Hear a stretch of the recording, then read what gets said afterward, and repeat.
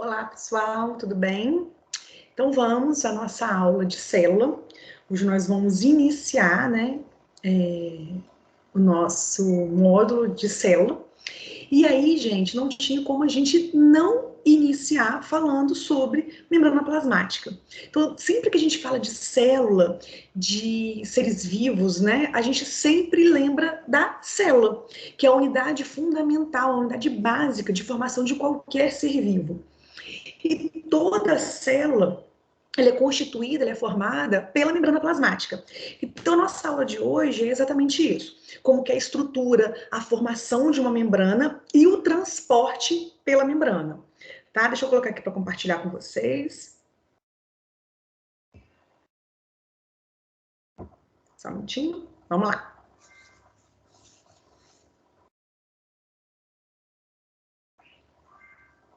Então, vamos começar aí, gente, pela estrutura da membrana.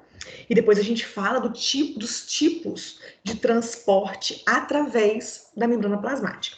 Espera aí, vamos lá. Vamos começar então, deixa eu colocar aqui para marcar texto.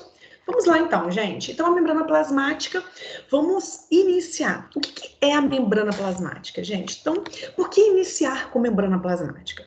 Porque toda célula, né, ele é um sistema de moléculas autorreplicativas. Então, todo ser vivo é formado por célula. Então, ele pode ser unicelular ou pluricelular, mas todos os seres vivos, eles são formados por células. Tanto faz se esse ser vivo é um ser procarioto ou eucarioto. Então, nós vemos aqui, ó, gente, 3 diferentes tipos de célula. Uma célula animal e eucariótica, ou seja, possui núcleo, né, organelas delimitadas por membrana.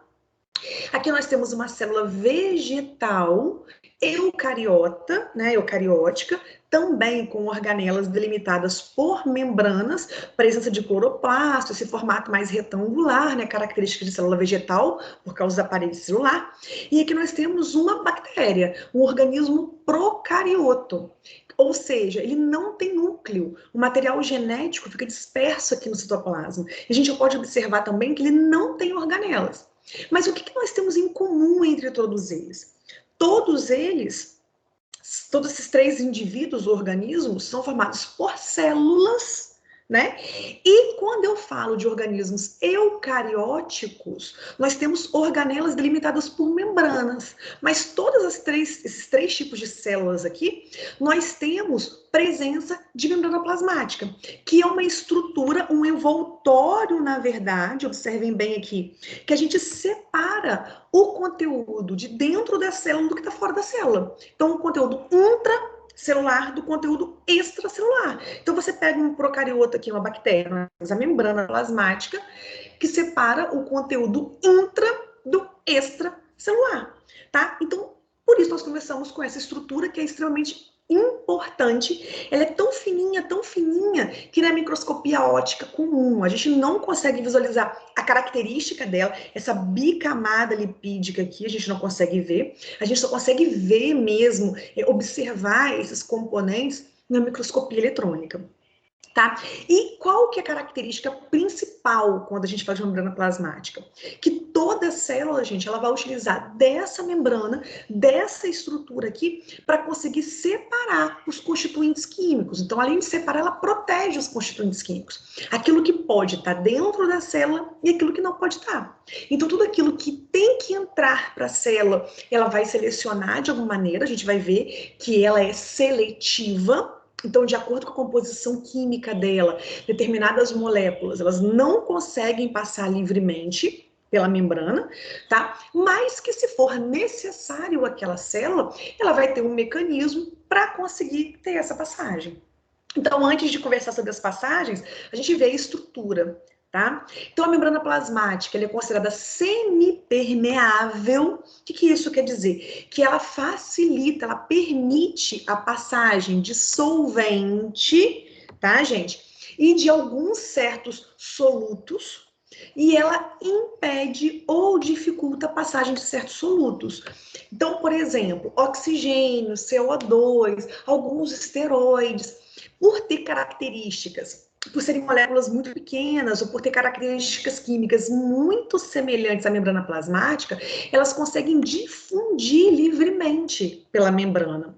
Tá? Mas existem outras moléculas, uma glicose, por exemplo, um etanol, um glicerol, outros hormônios. Existem moléculas que elas não conseguem passar livremente pela membrana. E aí, essa molécula não vai entrar na célula? Não, aquilo é importante para a célula. Então, existem mecanismos, por isso que a gente fala que ele é semipermeável, existem mecanismos, existem proteínas que ajudam nesse transporte, nesse processo. Tá? Então, a membrana ela é responsável pela manutenção de uma substância no meio intracelular. A composição entre eles é diferente. Ela é responsável pela recepção de nutrientes, sinais químicos. Então, a membrana ela é fundamental, né? Não só pela estrutura da nossa célula, mas também por selecionar, para permitir mesmo esse acesso a certas substâncias de um lado para o outro. Tá? E aí a gente tem aqui, para o funcionamento normal e regular das células, tem que ter uma seleção de substâncias, tá, gente? Que elas possam entrar ou impedir que algumas moléculas entrem. Além disso, também, né, a eliminação daquelas que entram no citoplasma. Então, por exemplo, aqui a gente está vendo o exemplo da insulina. Né? Então, a insulina não é capaz de passar pela membrana, então ela é seletiva, ela não deixa, tá, gente, essa substância passar livremente, então, mas é necessária a insulina dentro da nossa célula. Então, como que isso acontece?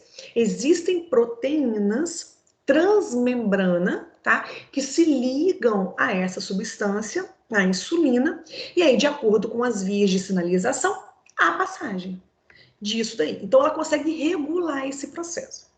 Então, toda vez que a gente falar de solvente ou de soluto, tanto de dentro da célula para fora, como de fora para dentro, quem vai organizar isso aí são os constituintes da membrana. Tá? Então, moléculas pequenininhas, sem carga, e principalmente aquelas que são solúveis em lipídio, elas conseguem passar livremente pela membrana plasmática. Então, nós temos aí oxigênio, gás carbônico, alguns hormônios, esteroides, né? Porque tem composição parecida com a das membranas. Agora, moléculas maiores e aquelas moléculas que têm carga, gente, elas não conseguem passar pela membrana. Então, como que elas conseguem passar aí? Para essas moléculas, a gente vai ter proteínas que atravessam a membrana e que vão atuar nesse processo de passagem. Daqui a pouquinho eu já faço para vocês, né? Que a gente tem as proteínas canais, as proteínas transportadoras, e a gente vai estudar isso daí. Mas a importância da membrana é exatamente isso. Então, ela protege os constituintes químicos da célula, tá? Então, reparem aqui, nós temos uma célula eucariótica. A célula eucariótica é aquela célula, então, que não tem organelas, todo o material genético fica disperso no citoplasma, e a gente tem aqui uma célula eucariótica. Reparem bem, gente, nós temos uma membrana plasmática que separa o lado extracelular do intracelular em ambas as células. E lembrando que na célula eucariótica nós temos organelas, aqui mostrado, né, nessa figurinha aqui, somente pelo núcleo, mas mostrando também, gente, que a mesma estrutura, ou seja, uma bicamada de fosfolipídio de membrana, ela também é para as organelas internas, tá? Também separando, protegendo os constituintes químicos. Então, nós temos toda essa grande importância da membrana. Além disso, gente, nós temos como funções da membrana manutenção da integridade da estrutura da célula. Então, é ela mesma que faz aquela estrutura, que faz a integridade dela, controla a movimentação de substâncias, por isso a gente fala que a membrana plasmática tem permeabilidade seletiva, então ela regula, né, ali quem entra e quem sai, então ela faz a regulação das interações, reconhecimento através de receptores, a gente vai ver um pouquinho mais na frente da aula, que na membrana plasmática, ali nós temos receptores. Então, nós temos, por exemplo, glicoproteínas, glicolipídios, nós temos o glicocálice. Então, nós temos esse mecanismo de reconhecimento ali, tá? Transdução de sinais extracelulares através desse reconhecimento. É função da membrana essa interface entre o citoplasma, que é intracelular, do meio externo, lembrando que tanto o citoplasma quanto o meio externo ali, eles são ricos em água, né, em uma substância aquosa, então por isso que essa interface, essa característica dela, e além disso, por ela ser seletiva, ela tem todo um estabelecimento de sistema de transporte para moléculas específicas. Então algumas moléculas podem passar livremente, outras não.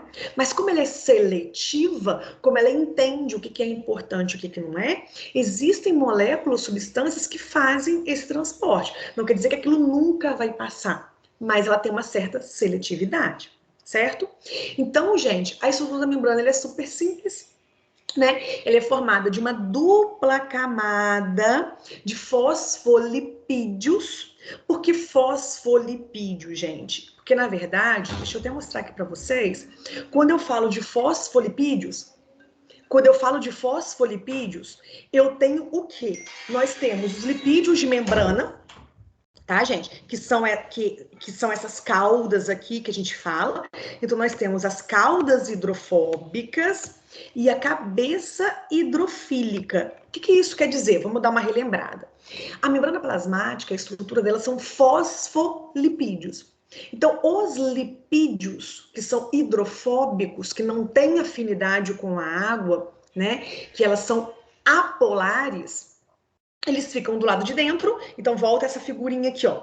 Repara aqui, ó, parece até um grampinho de cabelo, tá vendo? Então, as caudas apolares, elas ficam aqui do lado de dentro, observem bem, tá? Bicamada de lipídios, então uma camada de lipídios aqui, uma camada de lipídios aqui, elas ficam voltadas para dentro, se protegendo do lado extracelular ou do citosol, que é rico em água, ali, e quem fica ligado à água, que é nesse caso que a gente fala que é hidrofílico, que tem afinidade com a água. Essa cabeça aqui, que é de um grupo fosfato.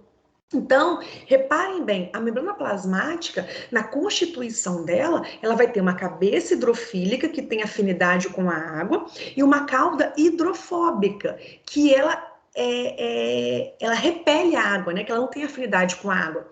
Então, nós temos aqui uma constituição química de um composto anfipático. O que isso quer dizer? Que na mesma molécula química, nós temos duas diferenças. Temos partes hidrofílicas e hidrofóbicas, certo? Então, elas são anfipáticas, ok? Então, aqui, só para vocês observarem, desculpa, a cabeça. Tá vendo? Hidrofílica, que são os grupos fosfatos, as caudas hidrofóbicas dos lipídios de membrana, e do lado de cá, a cabeça também do grupo fosfato. Então, reparem bem, aqui, ó, esse vermelhinho mais escuro. Os grupos fosfatos, as caudas dos lipídios se protegendo aqui dentro, e a cabeça do grupo fosfato. Então, é assim, tá, gente? Então, é dessa maneira a estrutura da membrana. Beleza. Natália, além dos lipídios de membrana, nós temos outros compostos? Temos as proteínas. Então, observem aqui de verde, tá vendo? Aqui são as proteínas embebidas, né, presentes nessa membrana plasmática. Então, ao longo da membrana, nós temos várias proteínas embebidas, presentes nesses fosfolipídios. Ok, gente? Então, para uma célula conseguir sobreviver e crescer, lógico que os nutrientes eles precisam passar pela membrana. Então, nem tudo passa por essas caudas hidrofóbicas. Uma bicamada, são duas camadas de lipídio. Então, não é tudo que vai passar por aqui. Então, quem vai ajudar nesse processo? As proteínas de membrana. Certo? Lembrando também, gente, que isso vale tanto para a membrana, né, plasmática, que vai separar literalmente o meio extracelular do meio intracelular, quanto para as membranas das organelas. Então, as membranas internas que formam esses compartimentos intracelulares também têm essa mesma estrutura, uma bicamada de fosfolipídios e proteínas embebidas, certo? Então, tá aqui mostrando só para vocês, né? Essa característica de moléculas anfipáticas. Então, nossa membrana plasmática, ela tem essa característica anfipática, ou seja, ela vai ter essa característica hidrofílica e hidrofóbica, certo? Então, são essas características aqui. Então, esses fosfolipídios aqui, olha que interessante. Lembrando, gente, que por microscopia óptica comum, a gente simplesmente vê isso aqui, né? Alguma coisa que delimita os espaços. Mas essas proteínas de membrana, essa bicamada lipídica, os fosfolipídios, a gente não consegue ver na microscopia óptica. Então, por ela ser uma molécula anfipática, nós temos essa membrana plasmática em água, né, nesse meio. Então, aqui está mostrando para vocês como é que é a estrutura. Tá vendo as caudas, bicamada. Então, a gente tem uma camada aqui de lipídios, tá? Fosfolipídios de membrana. E os lipídios de membrana, né? E os grupos fosfatos aqui em cima. E aqui não está mostrando, mas a gente tem as proteínas de membrana também.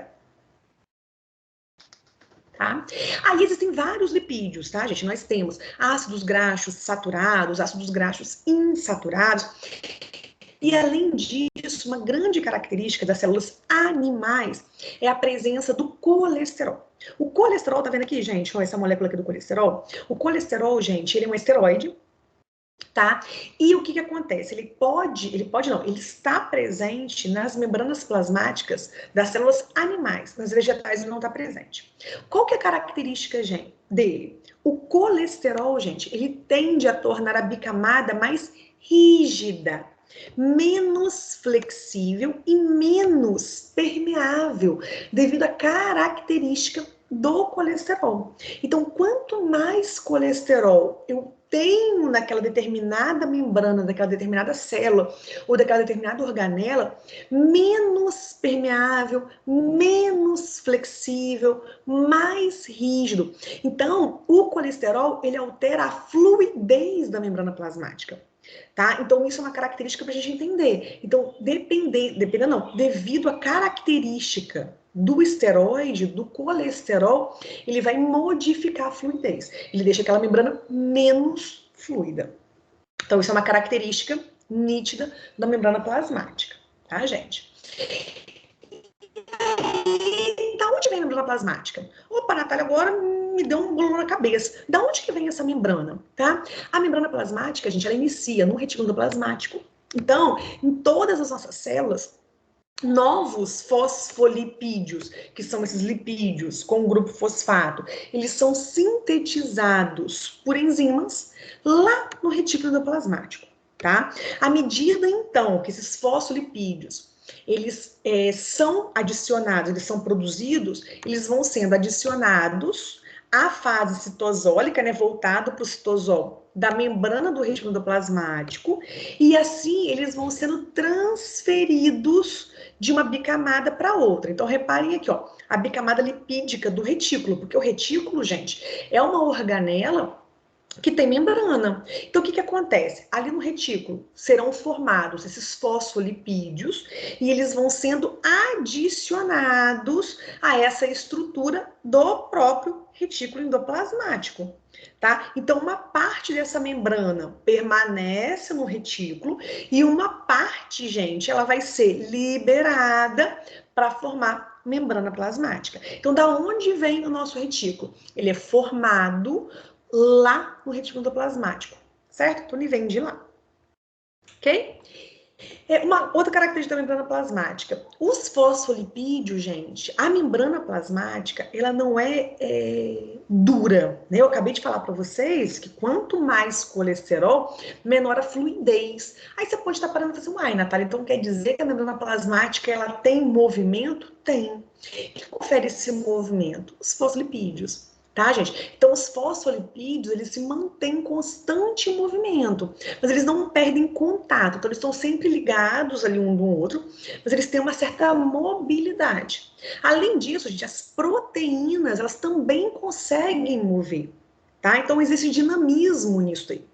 Então, como nós temos uma bicamada de fosfolipídios mais proteínas ali, e além disso, ela não está parada, estática, elas conseguem se movimentar, a gente fala que a membrana plasmática ela tem a estrutura do mosaico fluido, tá? Então a gente fala que é o modelo do mosaico fluido.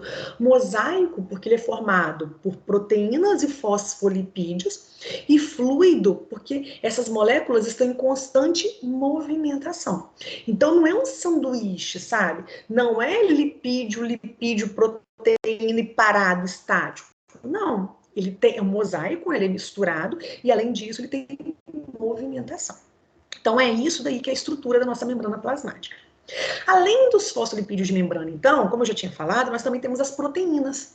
Como nem todas as moléculas, as substâncias, elas conseguem passar livremente, quando eu falo de proteínas de membrana, né, uma das principais funções da nossa membrana, ela é desempenhada por essas proteínas.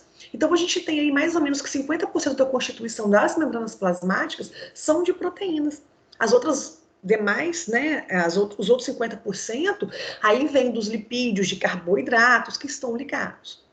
E quando a gente fala de proteínas de membrana, nós temos diversos tipos de proteínas que desempenham diversas funções. Então a gente vai falar muito das transportadoras e canais, que são essas proteínas que vão fazer esse transporte ali, tá? Mas nós também temos proteínas âncoras, proteínas receptores, proteínas enzimáticas. Então as proteínas elas podem exercer diversas funções de acordo com a sua formação. Aqui eu deixo para vocês uma tabelinha, por exemplo, só mostrando alguns exemplos disso. Então, por exemplo, transportadora. Então, ela reconhece uma substância que está, por exemplo, no lado extracelular e ela faz a passagem dessa substância, ela muda a conformação, faz a passagem para o meio intracelular. Os canais iônicos, de acordo com a carga que está ali, de acordo com o potencial. Esse canal, ele abre e ele reconhece aquela carga e permite que alguns íons consigam se deslocar de um lado para outro. Então, nós temos proteínas enzimáticas, né, que elas são proteínas que reconhecem o substrato e catalisam uma reação química. Então, dependendo daquela proteína, ela tem diversas funções, tá? Além disso, gente, a nossa membrana ela é reforçada por um córtex. O que é isso? A nossa membrana plasmática, gente, mesmo sendo formada de uma bicamada de lipídios mais proteínas, ela é fina, ela é frágil. Ela por si só, quanto mais que ela tem mobilidade, gente, ela precisa de um sustento, ela precisa ser reforçada. E aí, reparem bem, olha que negócio aqui, engraçadinho que a gente tem. Ela é sustentada por um arcabouço de proteínas que são ligadas a essa membrana. Então, pensa comigo, aqui, esse negócio aqui, esse quadrado aqui, ele é a nossa membrana plasmática. É como se por baixo dela você tivesse um reforço de proteínas que ajudam a estabilizar, que ajudam a reforçar, a sustentar a nossa membrana plasmática. Olha como é que é tudo perfeitinho. Tá, gente? Além disso, nós temos também aqui, repara a membrana plasmática aqui, fosfolipídios, então fosfolipídios de membrana, mais as proteínas. Repara que a gente tem, parecem anteninhas que ficam aqui. Então, a nossa superfície celular, ela é revestida por carboidratos, que são açúcares, né? Esses carboidratos, eles podem estar associados aos lipídios da membrana ou às proteínas da membrana. Se estiverem associados aos lipídios, a gente chama de glicolipídios. Se estiverem associados às proteínas, as glicoproteínas. O que é isso daí? Isso aqui é chamado de glicocálice ou glicocálix, tá? Isso aí, gente, é extremamente importante. Por quê? Porque essa estrutura, gente, esse glicocálice, ela ajuda na proteção de superfície, ela confere à célula uma superfície mais lubrificada, ela ajuda no reconhecimento de substâncias estranhas. Então, esse glicocálice, tá, gente, esse carboidrato ligado aos lipídios ou às proteínas, que fica voltado para a área externa, né, da membrana plasmática, ela ajuda nesse processo de danos mecânicos, de reconhecimento, essa lubrificação. Então, agora, gente, até aqui eu mostrei para vocês como é a estrutura de uma membrana plasmática. Agora, a gente vai estudar como ocorre o transporte de membrana. Por que isso é tão importante? Porque toda célula, gente, ela tem que ser capaz de trocar moléculas com o ambiente. Então, por exemplo, a gente vai ver ao longo das nossas aulas que o núcleo de uma célula eucariótica, ela armazena a nossa informação, né? Ali do núcleo, o DNA vai transcrever um RNA mensageiro. Esse RNA mensageiro sai do núcleo, vai lá para o citoplasma. Lá no citoplasma, esse RNA mensageiro, ele vai, né, ser traduzido em uma proteína. Essa proteína é sintetizada lá no nosso retículo plasmático rugoso ou nos ribossomos. E a partir daí, gente, essa proteína, por exemplo, ela pode ser utilizada dentro da célula ou fora da célula. Da mesma forma, gente, a minha célula, a sua célula, né, as nossas células, para elas poderem sobreviver, para poder gerar energia, para poder funcionar, elas requerem energia, que a gente usa da glicose, por exemplo. Aí pensa, você teve uma alimentação rica em glicose, essa glicose está lá no seu intestino, ela precisa entrar lá na sua célula para poder gerar energia lá no citoplasma, lá na mitocôndria. Então, como que acontece esse transporte de membrana? Como que uma proteína que foi produzida lá na célula, ela vai sair da célula e vai lá para o citoplasma, vai lá para uma outra célula?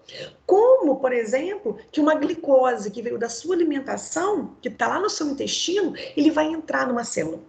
Então, a sua membrana, gente, além daquela estrutura toda, ela tem que regular essas concentrações. Ela tem que ver aquilo que vai entrar, aquilo que é um resíduo metabólico que tem que sair daquela célula. O oxigênio e o CO2, que são produtos, né, que são produzidos, por exemplo, num processo, que são requeridos e que são produzidos no metabolismo energético, por exemplo. Então, como que é a movimentação disso? Então, é isso que a gente estuda nesse processo de transporte. Aí, toda vez que a gente pensa nisso, a gente tem que lembrar o quê? A estrutura da membrana, tá? Então, a nossa membrana é uma bicamada de fosfolipídios.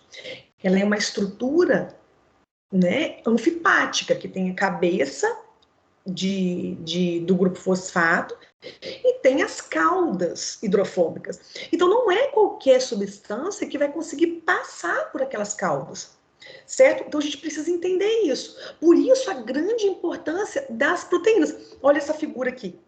Então nós temos uma ideia hipotética, né? Uma bicamada lipídica artificial, sem proteínas, aquilo que tem afinidade, moléculas pequenas, moléculas hidrofóbicas, moléculas que não têm carga, né? Por causa dos lipídios, elas podem passar livremente por difusão aqui. Mas e as outras? Não passam. Aí eu preciso de um hormônio, aí eu preciso de uma coisa passar. Então, aí vem a nossa membrana com a importância das proteínas, que aí elas propiciam essas passagens ao longo da membrana por essas substâncias selecionadas. Tá? Então, qualquer molécula que for necessária à sua célula, tanto para a entrada ou que precisa ser eliminada da sua célula, ela vai se difundir através da bicamada, só que a velocidade vai variar, dependendo da molécula, dependendo da característica, dependendo da solubilidade, dependendo do tipo de proteína, né, que vai fazer isso. E aí já vem esses quesitos. Então, quanto menor é a molécula, quanto mais hidrofóbica for, mais rapidamente ela vai se difundir. Para as demais, né? Aí ela vai demorar um pouquinho mais, vai precisar de proteínas, que é o que a gente vai conversando. Então, aqui é um resumo de vocês. É ótimo esse resumo, porque fala o quê? Ó, entrada de substâncias, moléculas pequenininhas e apolares, né, que tem afinidade ali pela bicamada,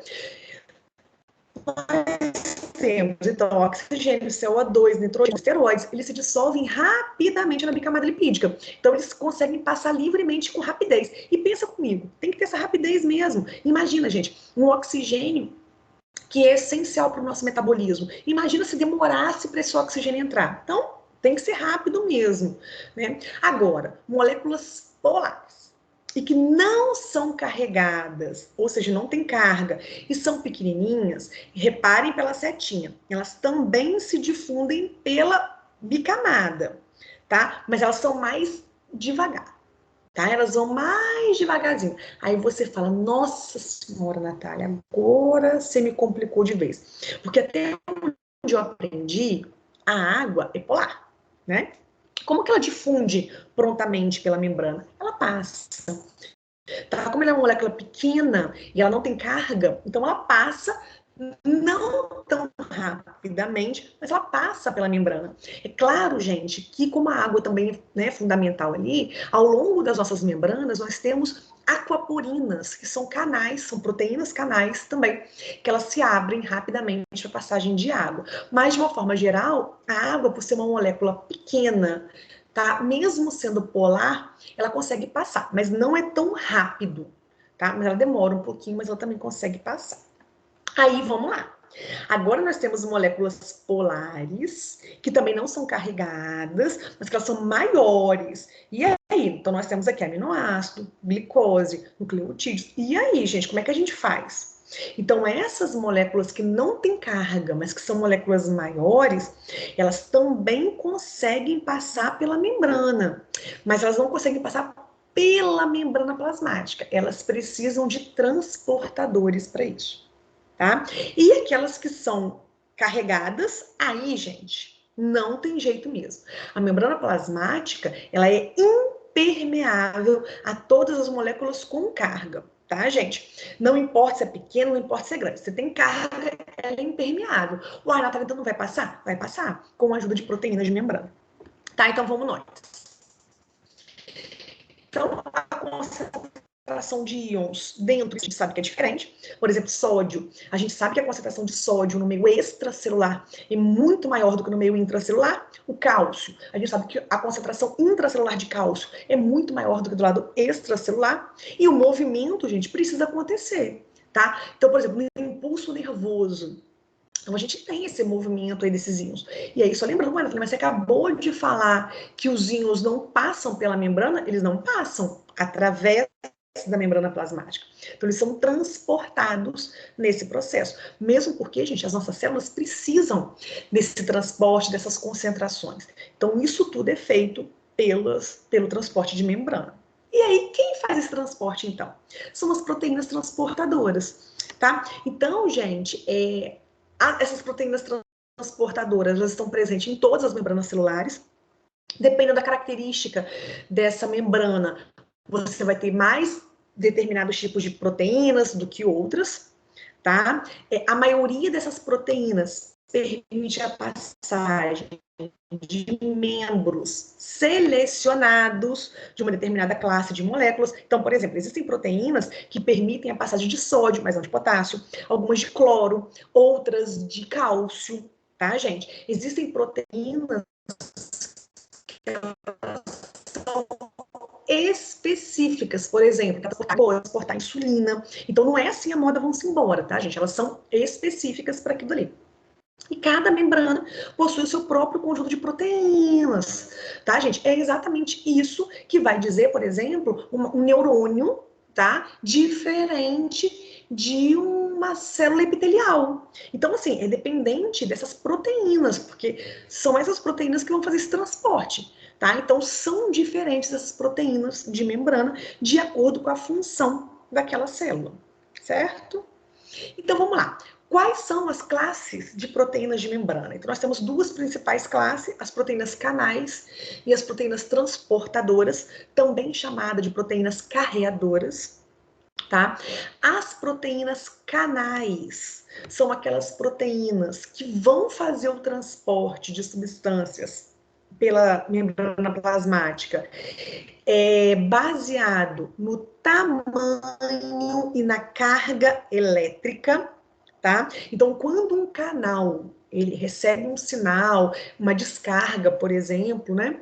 Ela vai se abrir ali, o íon ou a molécula que é suficientemente pequeno ou que tenha carga apropriada vai poder atravessar. Então a gente não pode pensar, por exemplo, que quando um canal se abre, tudo passa de um lado para outro, porque não é. No momento então que uma proteína canal, por algum sinal, ela abre, só passa por ali uma molécula muito pequenininha, tá, gente? Ou, que é o principal, moléculas que tenham a carga elétrica, isso aí, a carga elétrica específica para essa passagem, tá? Então, é isso daí que vai acontecer, certo?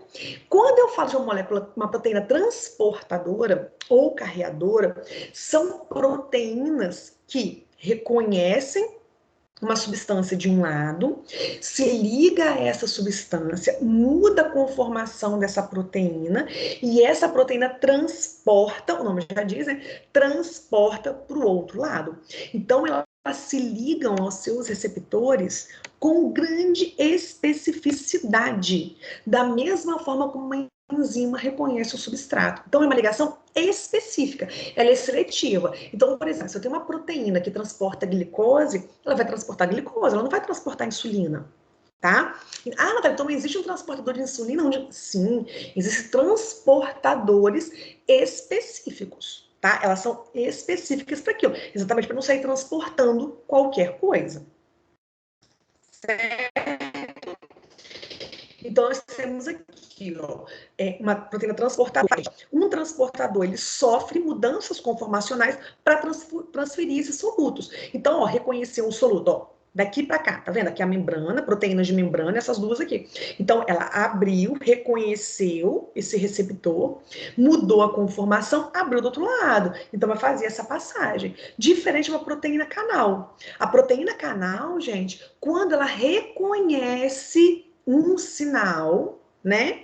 Por algum motivo ela vai abrir. O que vai passar aqui são aquelas moléculas que têm a carga específica para esse canal. Então, ela vai conseguir passar livremente de um lado para outro, enquanto o canal estiver aberto. Então, pensa comigo, gente. Quem vai conseguir transportar muito mais moléculas? Uma proteína transportadora ou uma proteína canal? A proteína canal, porque pensa comigo, quando o canal estiver aberto, aquelas moléculas que têm aquela determinada carga vão passar aos montes. Enquanto a proteína transportadora, ela precisa se ligar àquela substância que vai transportar, ela muda a conformação e transporta. Então, ela demora um pouco mais do que uma proteína canal, certo? E aí, vamos lá, gente. Além de eu entender os tipos de proteínas transportadoras, eu tenho que entender também que o processo de passagem desses solutos pela membrana, né, ela pode acontecer de duas formas. Através de um transporte passivo e através de um transporte ativo. Qual que é a diferença entre eles? O transporte passivo é a favor do gradiente. Então, as moléculas, elas fluem de um ambiente muito concentrado, né, um ambiente hiperconcentrado, para um ambiente pouco concentrado. Elas vão a favor do gradiente. Elas vão tentar manter um equilíbrio, uma homeostase. Então, não tem gasto energético, uma beleza. Então, ela sai de um ambiente muito concentrado para um ambiente mais livre. Diferente do transporte ativo. O transporte ativo, essas moléculas, essas substâncias, elas vão contra um gradiente. Então, pensa, você tem um ambiente hiperconcentrado e um ambiente hipoconcentrado, com pouca concentração. A tendência seria que essas moléculas aqui, né, supersaturadas, passassem, dissolvessem, para manter uma homeostase. Com o transporte ativo, nós temos o quê? Um ambiente hiperconcentrado, onde essas moléculas que conseguiram fluir livremente, elas retornam para esse ambiente hiperconcentrado. Mas para isso acontecer, gente, como vai contra o gradiente, há gasto energético. Então, gasta TP para conseguir voltar nesse processo. Ok? Então, vamos lá, ver um pouquinho sobre esse transporte. Então, a passagem desses solutos pela membrana, nós podemos ter por transporte passivo ou transporte ativo. Então, vamos pensar comigo. Quando eu falo de transporte passivo, sem gasto energético, através de um gradiente, então repara essa figurinha aqui. Então, um gradiente de concentração. Olha aqui, um ambiente super concentrado, hiperconcentrado, e aqui embaixo um ambiente pouco concentrado, né? Então, o transporte passivo é exatamente esse processo aqui, onde essas substâncias que vão de um ambiente super concentrado vão para um ambiente pouco concentrado, para tentar manter um equilíbrio, uma homeostasia, tá? Vai a favor do seu gradiente de concentração. O transporte passivo, nós temos de dois tipos, por difusão simples, e faltou esse aqui, ó, por difusão simples e por difusão facilitada. Então, vamos lá. A difusão simples são aquelas moléculas muito pequenininhas, que não têm carga, que conseguem passar livremente pela membrana plasmática. Que substâncias, então, fazem a difusão simples? Oxigênio, CO2, alguns hormônios esteroides. Então, esses daí, gente, ó, moléculas pequenininhas, apolares, que não têm carga, eles conseguem passar livremente, né, pela membrana plasmática. Isso aqui é quem? A difusão simples, ok? Então, isso aí que é difusão simples. Beleza. Beleza. Agora, o transporte passivo de um gradiente super concentrado para um pouco concentrado, ele também pode acontecer de uma outra forma, que é o que a gente fala, que é difusão facilitada. Pensa comigo, ele é facilitado. Facilitado por quem? Pelas proteínas. Ou por uma proteína canal, ou por uma proteína transportadora. Então, gente, esse transporte passivo por difusão facilitada, que é mediado por proteínas ou transportadoras ou canais, serão para quê? Para aquelas moléculas de tamanhos maiores, moléculas que têm a carga, né? Moléculas que não conseguem difundir pela membrana plasmática, tá? Então, elas vão passar por essas moléculas, por essas proteínas, ou canal ou transportadora, certo? E o transporte passivo, desculpa, e o transporte ativo? O transporte ativo, gente, ele é contra o gradiente. Então, ao invés de vir desse meio super concentrado para um pouco concentrado, é quando esse pouquinho aqui quer retornar para um ambiente de alta concentração. Sempre, sempre, obrigatoriamente, vai ser através de proteínas de membrana, por proteínas transportadoras, sempre, sempre, sempre, e com gasto energético, ok? Enquanto o transporte passivo, ele pode acontecer tanto pela membrana, quanto por proteínas, canais ou transportadoras. Diferente do transporte ativo, que obrigatoriamente vai ter que ser por proteína transportadora e sempre de um ambiente pouco concentrado para um ambiente muito concentrado. Ok? Beleza. E, gente, o que acontece? Aqui um resumão, tá? Ó, transporte, nós temos o transporte passivo e o ativo. O passivo, por simples, facilitada, osmose já vou falar, e o transporte ativo, sempre ativo, tá, gente? Sempre através de proteína transportadora. A simples vai passar simplesmente, livremente pela membrana, moléculas muito pequenininhas e sem carga, apolares, difusão facilitada através de proteínas, que podem ser proteínas canais ou proteínas transportadoras. Agora vamos falar da osmose. Vamos lá. A osmose é a passagem de água pela membrana. Aí você fala assim, uai, Natália, mas lá no comecinho você falou que a água, ela flui pela membrana plasmática, flui. Só que o que acontece? Como as moléculas de água são pequenas e não são carregadas, elas fluem diretamente pela bicamada lipídica, só que de uma maneira muito lenta, né? Mas elas podem fluir. Aí as nossas células também podem possuir proteínas canais, que são as aquaporinas, que facilitam esse fluxo. Eu tô vendo aqui a membrana plasmática, essas proteínas, as aquaporinas, e aí essas aquaporinas são proteínas canais, né? Eles se abrem e a molécula de água flui nesse sentido. E aí, de que lado que a água flui? Vamos entender isso aqui, tá, gente? As células sempre têm altas concentrações de solutos. Então, moléculas, íons carregados, tá? A ideia, gente, é que a gente tente fazer um equilíbrio, tá? Então, num ambiente que está muito concentrado, a ideia é o quê?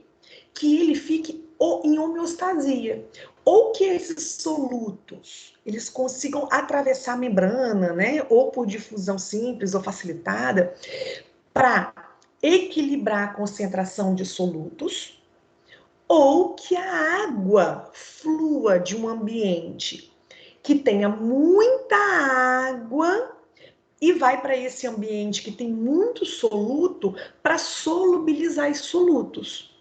E aí, gente, a passagem de água é muito mais rápida do que a difusão dessas substâncias, desses solutos. E aí, quando a gente fala de passagem de água, aí eu estou falando de um caso específico, que é a osmose.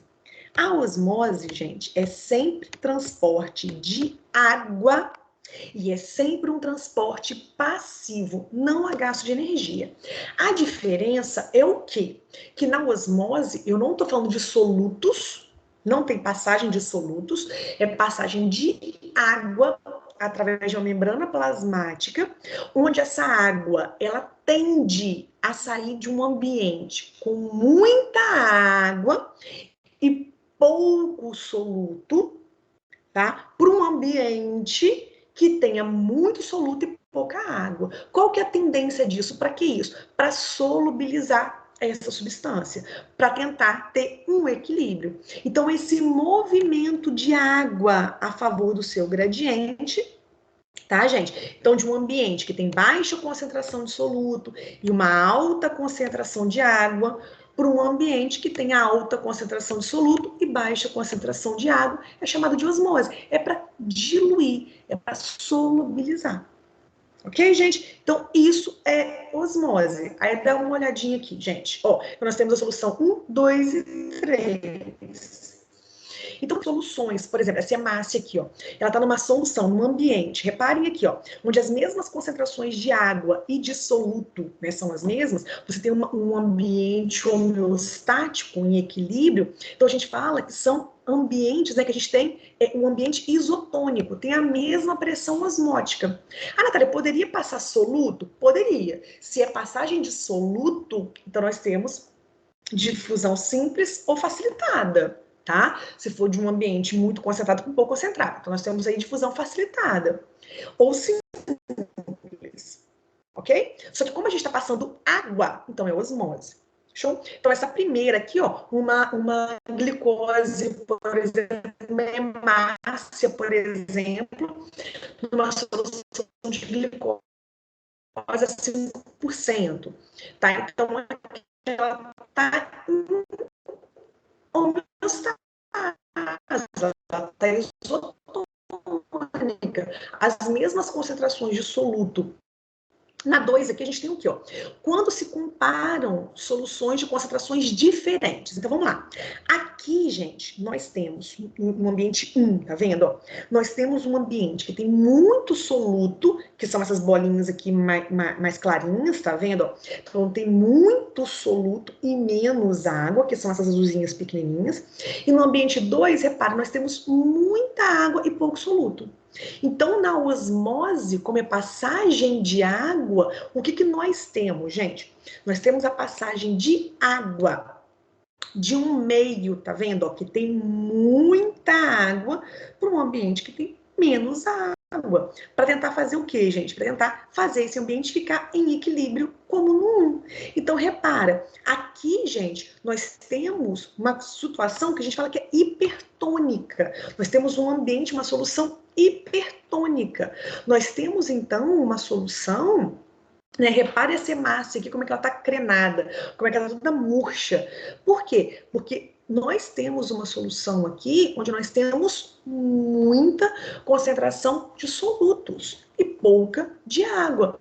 Então, a tendência é o quê? Que essa água entre para tentar solubilizar. Ok? Em contrapartida, nós temos aqui esse 3. Nesse 3 aqui, o que nós temos? Nós temos a situação inverso, tá vendo? Então, o que acontece? A tendência é que a água entre dentro dessa célula para solubilizar todos esses solutos, esse excesso de soluto que está aqui. Só que está entrando tanta água, que essa célula faz o quê? Ela aumenta de tamanho. Aí lá dentro vai ser uma solução o quê? Hipotônica. Tem muita água, na verdade, hipotônica, né? Então ele vai para tentar solubilizar aquele excesso de sal que tá ali, tá? Aquele excesso de soluto que tá ali dentro. E aí ela pode se encher, no caso de hemácia, né? Ela pode se encher, ela fica toda túrgida. Ok, gente? Então, são essas situações que nós temos. Então, nós temos situações, meios isotônicos, situações iguais. A gente tem um meio hipertônico. O hipertônico, nós temos uma concentração de soluto muito alta. Então, a água tende a entrar ali para tentar solubilizar. E nós temos uma situação hipotônica.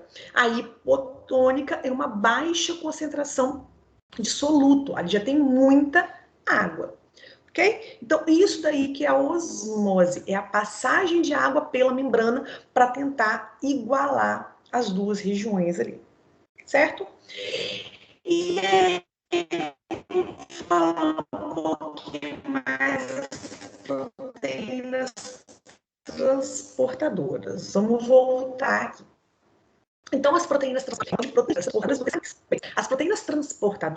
o que elas fazem? Elas são seletivas, tá? E elas conseguem passar tipos de células. Geralmente é um único tipo, mas eu já vi daqui a pouquinho que elas podem transportar até 2 tipos de moléculas ali, tá? Então, elas vão transportar moléculas orgânicas, moléculas solúveis inorgânicos, elas vão conseguir fazer esse tráfego todo.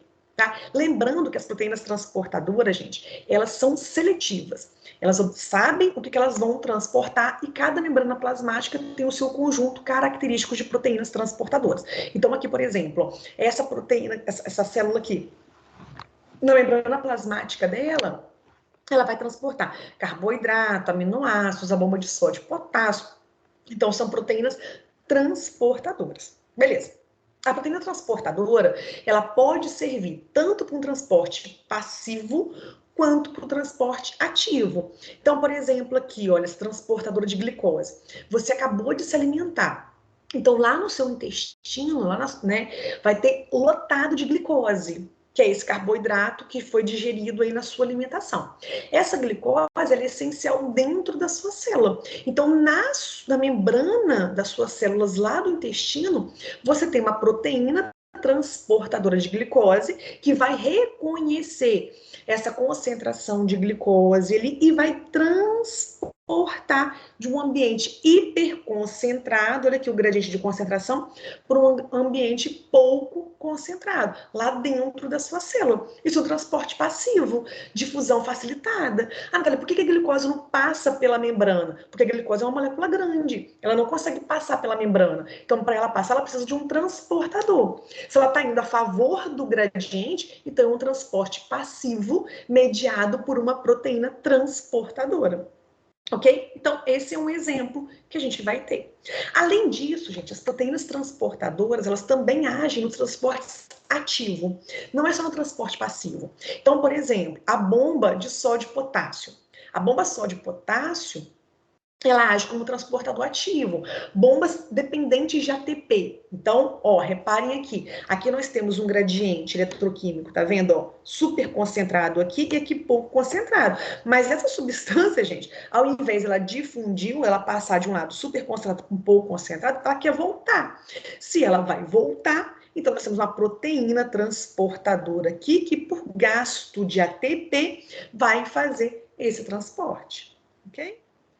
Bomba de sódio e potássio é um exemplo. Nós sabemos, gente, que a concentração de sódio no meio extracelular, ele é maior do que no meio intracelular. Enquanto que no meio intracelular, a concentração de potássio, ele é extremamente alta. E aí, o que acontece? Livremente, tá, gente? O sódio, a tendência dele é entrando e do potássio ir saindo. Mas o que acontece?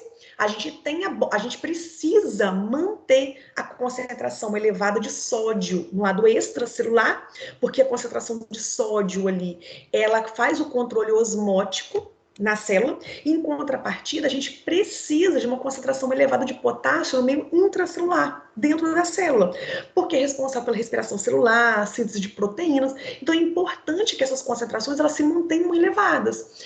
Para isso acontecer, quem vai fazer? Uma proteína de membrana transportadora, que ela vai fazer esse transporte. Como vai contra o gradiente de concentração, tem gasto de energia. Então, é um tipo de transporte ativo, ok? Outro exemplo também, não é só a bomba de sódio e potássio, a gente também tem a bomba de cálcio, tá, gente? Então, o que acontece? O influxo de cálcio, a entrada de cálcio na célula, estimula aquela célula a contrair, tá? Então, uma vez que ela teve esse processo, é preciso bombear o cálcio para o lado de fora. Então, nós também temos a bomba de cálcio, como exemplo, transportador ativo, e nós também temos bombas acopladas. E aí é muito importante isso daí. Vamos lá. Se eu falo para vocês, gente, que eu tenho passagem, que eu tenho uma mesma proteína transportadora, fazendo o transporte de duas substâncias na mesma direção, então reparem aqui, ó, eu tenho duas moléculas sendo transportadas na mesma direção. Eu falo que é um transporte, tá vendo? É simporte. Se ele é simporte, é um transporte acoplado. Então, por exemplo, glicose e sódio é um exemplo de um transportador simporte, é acoplado. Para esse transporte acontecer, obrigatoriamente eu tenho que ter um sódio e eu tenho que ter uma glicose. Se eu tenho só sódio ou só glicose, o transporte não acontece. Isso é um transporte ativo, tá, gente? É gasto energético para conseguir transportar dois ao mesmo tempo. Então, você pode ter um transporte simporte, que vai ser um transporte ativo, transportando duas moléculas ao mesmo tempo, na mesma direção, ou antiporte, também vai transportar duas, mas em direções opostas, tá? Então, uma vai entrar e uma vai sair, por exemplo. E quando eu tenho uma proteína transmembrana, tá? Uma proteína transportadora, transportando de um único lado, a gente fala que é uniporte. Aí o uniporte, ele pode ser ativo ou passivo, certo? É o exemplo que eu falei para vocês, o simporte de glicose e sódio. Repara, eu tenho glicose e eu tenho sódio. Então, vai transportar os dois ao mesmo tempo, tá? Aí vai contra o gradiente de concentração. Então, é um transporte ativo. Esse exemplo é muito bacana, gente, porque nós temos, por exemplo, aqui lá no intestino. Pensa, aqui você não está no ambiente, no intestino, com alta concentração de glicose. Não está mais, tá? Então, aqui não é quando você acabou de se alimentar. Então, lá no seu intestino, vamos supor que você tem uma concentração baixinha de glicose, uma concentração muito baixa. O que acontece, gente? A glicose, ela vai ser captada aqui no seu intestino ativamente, junto com moléculas de sódio, e vai entrar na sua célula. Por que isso, gente, é muito importante? Porque no momento, então, que você tem esse transporte ativo acontecendo, você está fazendo com que a sua célula fique cheia de glicose. E aí, como a sua célula vai ficar cheia de glicose, ela vai ficar um ambiente concentrado. E aí, gente, repara aqui no domínio basal que para aqui você só tem o tipo de transporte uniporte, ou seja, de uma única direção. Aqui você só vai ter, por exemplo, aqui o transporte passivo. Então, é importante que dentro aqui da sua célula do intestino, no seu epitélio intestinal, tenha esse transportador ativo aqui de glicose e sódio, para quê? Para o mínimo de glicose que tenha no seu intestino, ele entre na sua célula. Para quê? Para ficar uma concentração elevada de glicose ali, que passivamente vai passar para outras células, para que possa ter energia para as demais células. Então, olha como é que isso é importante dessa bomba acoplada aqui. Tá? Então, aqui eu vou deixar para vocês outros exemplos de bombas, ou seja, que tem gasto energético. E quando eu falo de proteínas canais, as proteínas canais, gente, são proteínas que vão fazer transporte de substâncias, tá? Só que somente por transporte passivo. E é interessante a gente pensar o quê? Que a proteína canal, gente, elas formam esses canais mesmo, essas fendas aqui, e elas são canais iônicos. Então, só facilita a passagem de íons inorgânicos selecionados. Então, se você tem um íon de potássio, um canal de potássio, só vai passar, no momento que ela abrir, que ela tiver, né, esse estímulo, esse canal ele vai abrir, e esse próton, esse íon característico, ele vai passar. Então, aquele que tem aquele tamanho, aquela carga é capaz de passar. Um sódio, por exemplo, que tiver aqui, como ele não tem aquela carga, ele não vai conseguir passar por aqui, certo? Então, ó, os canais iônicos, eles são controlados, então eles estão a maior parte do tempo fechado, e no momento que eles ficam abertos, eles mudam de conformação. E aí ele vai reconhecer aquela molécula que tem aquela característica, né, aquele sinal, e consegue passar por ali. Vai passar muito mais do que uma proteína transportadora. Tá? Mas ela também é extremamente seletiva. Então, o transporte passivo, nós temos a difusão simples, tá vendo? Vai passar pela membrana mesmo, tá? Moléculas pequenas,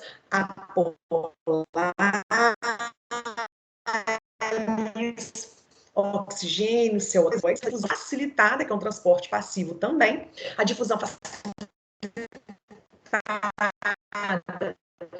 ela é facilitada por proteínas, que podem ser proteínas transportadoras ou carreadoras, e proteínas canais. Aqui é uma proteína transportadora, tá vendo? Conheceu? Já abre o íon, vai passar.